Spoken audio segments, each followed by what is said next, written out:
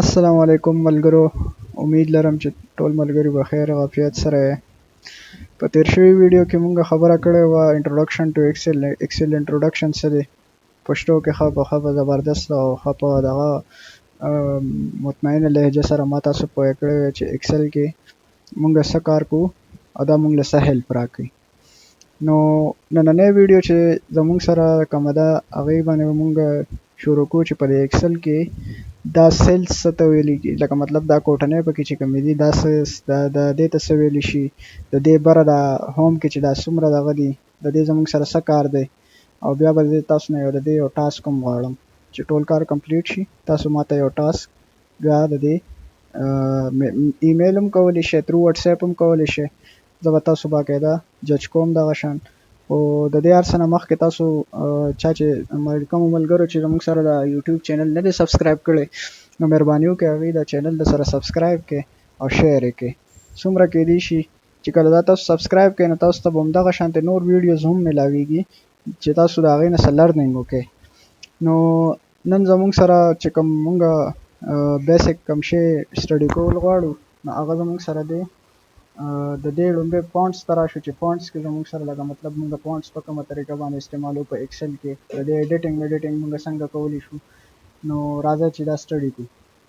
فرسٹ آف آل به زه دلته لیکم خپل نیم اماد خان. دې سره تاسو ګورئ کلم چې مونږ ایکسل کې مطلب اوس مونږ دا یو هغه وکړو. زه لږ دا زوم کول غواړم چې تاسو ته ښکاري واضح ښي درته چې پوه شئ پرې. ښه جي دا ما یو ورډ ولیکو، خپل نیم مې ولیکو. اوس د دې نیم سره مونږ مختلف قسم کارونه کولی شو د دې فونټ په ذریعه باندې دا مونږ ایډیټ کولی شو. په دې کې مونږ دا لینګویجز ولم چینج کولی شو، سوري دا فونټ سټایل ولم چینج کولی شو. دا مونږ غټولی راوړوکی کولی هم شو تاسو وینئ. او دا مونږ په دې طریقه باندې دې ته مونږ لکه مطلب دا فونټ سټایل ولا چینج کولی شو. لکه مطلب دا زه الجیرین ته اړولی شم، دا قشانتې په دې طریقه باندې ټایم نیو رومن ته اړولی شم. نو تاسو ګوره دا هغه شانتې چینج کېږي به چې کوم تاسو دې له دغه ورکوئ چې په کومه طریقه باندې تاسو کوم نیم په دې کې دغه کوئ. فلحال مونږ صرف څه کوو خپل د پوهې دپاره به مونږ دا ساده دغه کوو. ها دې دغه کې چې کوم دی زمونږ سره دا ما چې کوم ځای دا خپل نیم لیکلی دی دې یو سکویر ته مونږ څه ویلی شو، ریکټینګل ته دې ته مونږ ویلی شو سیل. څه شی؟ سیل. دې یو کوټنۍ ته مونږ سیل ویلی شو.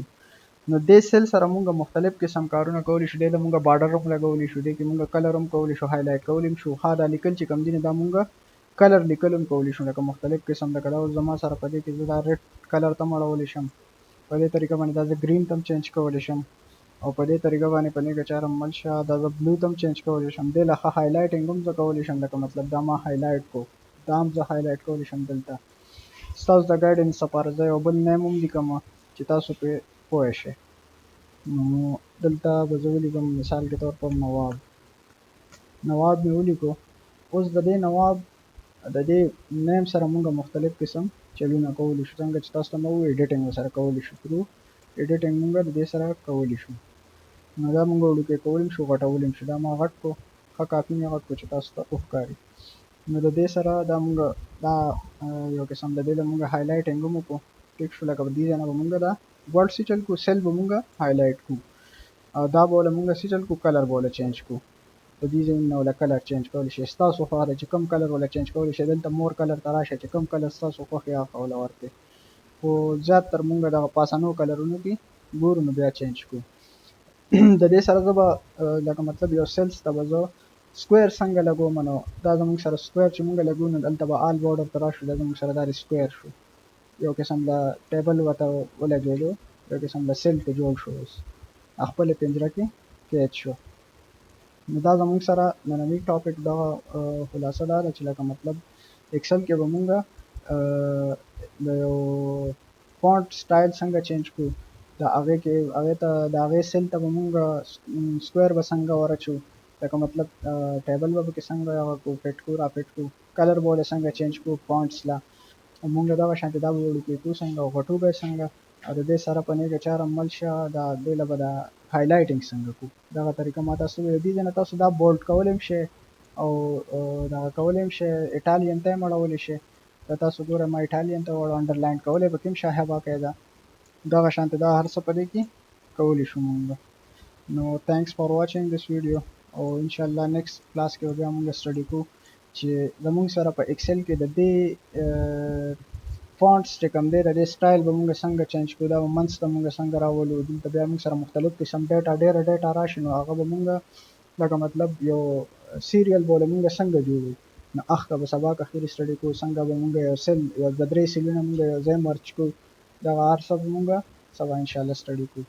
د دې چینل د سره سبسکرایب کړئ او شیر یې کړئ.